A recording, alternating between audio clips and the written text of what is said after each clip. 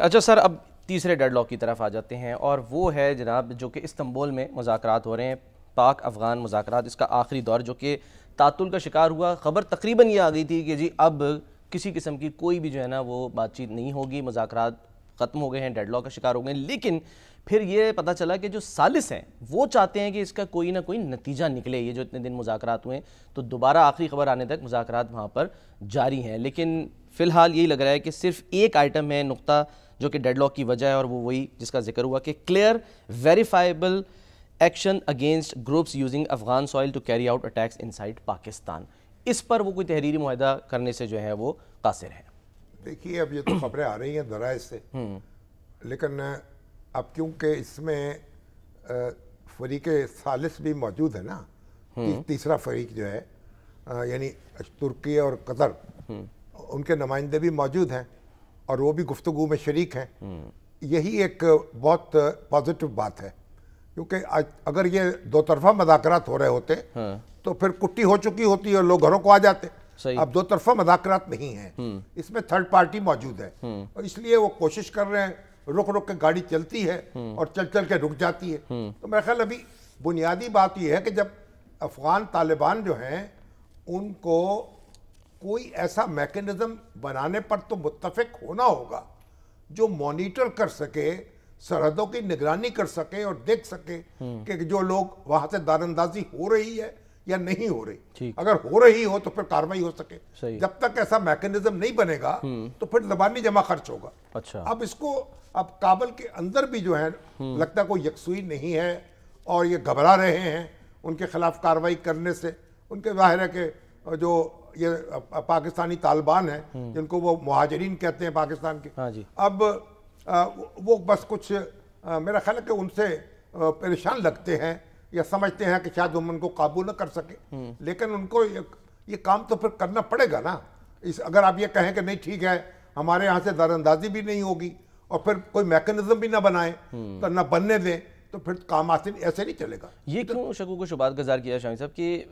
ان کی جو ڈوریں ہیں وہ کہیں اور سے ہل رہی ہیں کابل کی؟ اس لیے نا وہ کہتے ہیں کہ بار بار بیچارے وہ ٹیلی فون کرتا ہے وفد ان کا، لمبی لمبی کالیں کرتے ہیں، وہاں لوگوں سے مشاورت کرتے ہیں، وہاں سے جن کو ہدایات دی جاتی ہیں، جو بھی وہ چیزیں تجویز پیش کی جاتی ہوگی وہاں سے اس میں وہ اس کو مسترد کر دیتے ہیں۔ اب یہ ایک گو مگو کا شکار ہے، لیکن یہ تو ان کا انٹرنل معاملہ ہے، ان کا وفد جانے اور ان کی حکومت جانے۔ بنیادی بات یہ ہے کہ افغانستان اور پاکستان دو دشمن ملک نہیں ہیں، وہ ایک دوسرے سے جنگ کی حالت میں نہیں رہ سکتے۔ افغانستان کو اچھی طرح غور کرنا چاہیے، اس کی معیشت پاکستانی معیشت سے جڑی ہوئی ہے، اس کے دنیا سے رابطے جو ہیں پاکستان کے ذریعے ممکن ہیں، اس کو لینڈ لاکڈ ایریا ہے، تو کیسے وہ اس تک رسائی کیسے ہوگی؟ یعنی آپ وہ دنیا سے رابطہ ہی نہیں ہو سکتا اس کا۔ بالکل، تو یہ اس کو سمجھنا چاہیے اور اس پر کمر ہمت کسنی چاہیے۔ خواجہ سعد رفیق صاحب نے بھی آج اسی طرح کو ٹویٹ کیا ہے، اس میں انہوں نے وہ یہ مینشن کیا کہ یہ دونوں ملکوں کو سمجھنا ہوگا، خاص طور پہ ظاہر ہے افغانستان کو، کیونکہ ہم نے نہ ان کے خلاف کوئی حملہ کرنا ہے، قبضہ کرنا ہے، جو آپ اسی پروگرام میں بات کریں۔ لیکن شامی صاحب میرا سوال یہ ہے، جو ذرائع سے خبریں آ رہی ہیں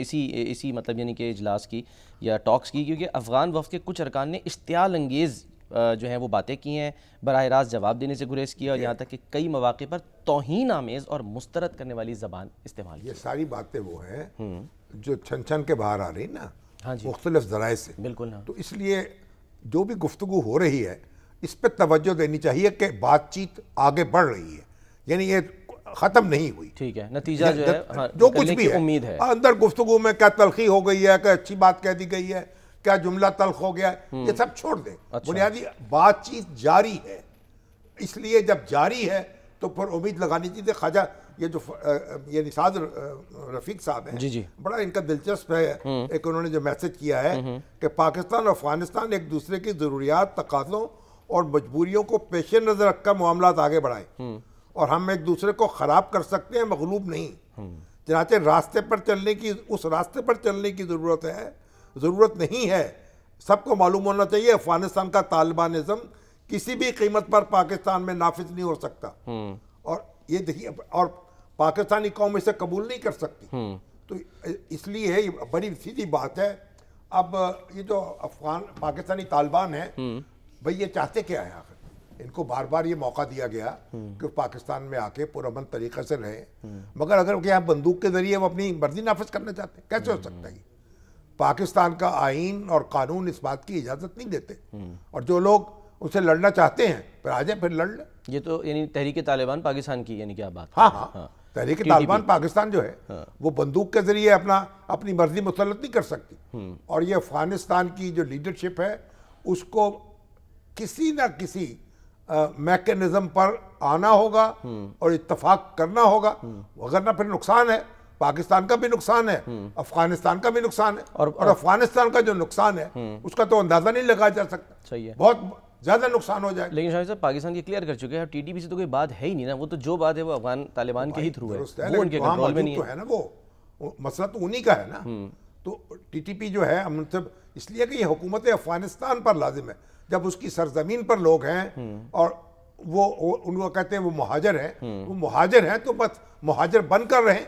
پھر پاکستان میں دخل اندازی نہ کریں۔ تو جو آپ ناک ادھر سے پکڑ لیں ادھر سے پکڑ لیں کچھ کہہ لیں، جب بھی کسی دنیا میں کہیں بھی بیٹھیں گے آپ کی بات جو ہے اس میں وزن نہیں ہوگا۔ اگر آپ کہیں کہ ہم روک نہیں سکتے، ہم اپنی سرحدوں کو سیل نہیں کر سکتے، ہم ہمارے دار انداز جو ہیں ان کا راستہ ہم یعنی راستہ روک نہیں سکتے، تو یہ کرنا پڑے گا، جو کچھ کر لیں یہ ان کو روکنا پڑے گا،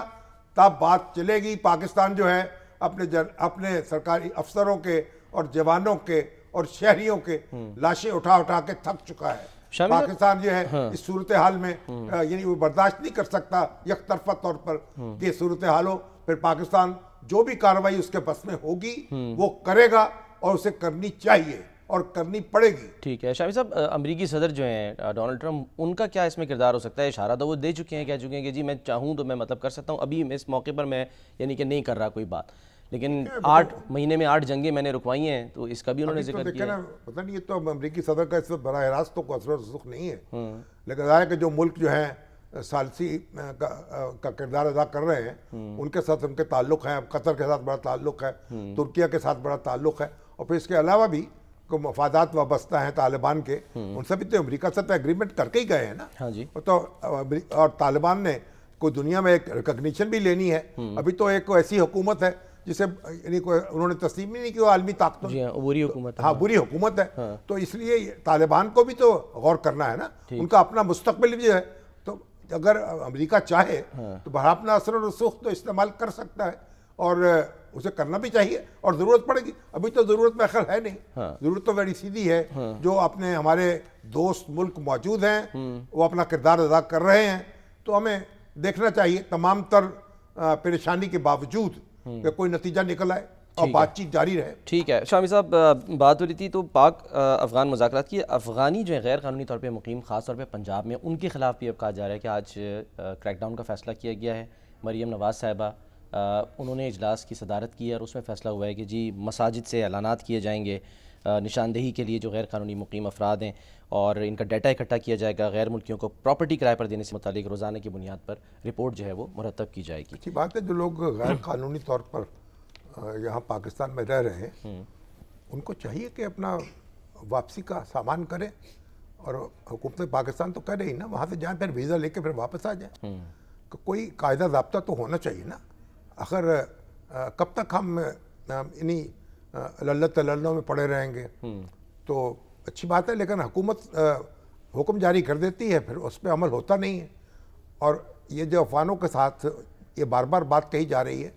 کہ بھئی جو واپسی کا سفر ہے ان کا وہ پورے عزت کے ساتھ، احترام کے ساتھ اور احتیاط کے ساتھ ہونا چاہیے، کوئی بدتمیزی نہیں ہونی چاہیے، اور کیونکہ اتنے عرصہ وہ پاکستان میں رہے ہیں تو جو اگر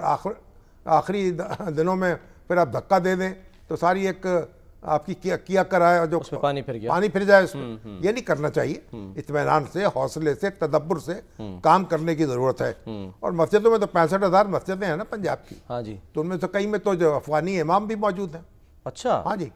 تو وہ خود اعلان کریں گے؟ خود، یہ تو کسی کو پتہ ہی نہیں نا کس مسجد کا کون امام ہے اور کہ اس کی کوالیفیکیشن ہے، یہ کسی کو معلوم ہے؟ تو پہلے تو ان کا ڈیٹا اکٹھا کرنا ہوگا۔ اب ان کو جو کہا ہے نا ان کو ماہانہ مشاہرہ دیں گے، یعنی مؤذن بھی، خادم بھی، اور یہ سارے ان کا ڈیٹا بھی کلیکٹ ہونا چاہیے نا، کہ کس مسجد میں کون صاحب ہیں, کیا ان کا بیک گراؤنڈ ہے, کس مدرسے سے پڑھے ہوئے ہیں, ان کا تعلیمی معاملہ کیا ہے, کہ ایسے ہی بیٹھ کے بس لوگوں کو لڑانے پہ لگے رہتے ہیں. اچھا, اب یہ مریم نواز شریف صاحبہ جو ہیں ان کی آج سالگرہ ہے ماشاءاللہ. ہاں جی, 28 اکتوبر 1973 کو پیدا ہوئی تھی, یعنی 52 سال کی ہو گئی ماشاءاللہ سے. مبارک ہو ان کو, بھئی ہماری طرف سے بھی مبارکباد قبول کر لیں. صحیح, بڑی اچھی بات ہے, خوشی کی بات ہے, سالگرہ منائیں. کیک کاٹا ہے کہ نہیں ہاں یہی سوال ہے, کیک کاٹا ہے یا نہیں کاٹا, اور کاٹیں تو ہمیں بھی بھجوا دیں. میٹھا شامی صاحب نقصان دہ آپ کے لیے, ہماری دعائیں ان کے ساتھ ہیں. اچھا